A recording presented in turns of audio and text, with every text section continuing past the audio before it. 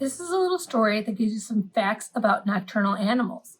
Nocturnal animals are animals that sleep during the day and are up at night. So a fox is a nocturnal animal. This little book, you can color it, or you can just practice reading it, or you can just look at the pictures. These are some animals that are nocturnal: a porcupine, a skunk, an owl, and a raccoon.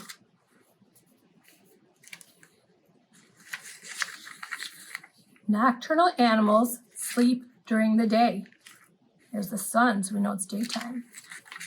Nocturnal animals are awake at night. Here's the moon and the stars, and here's an owl. And that's some of the facts about nocturnal animals.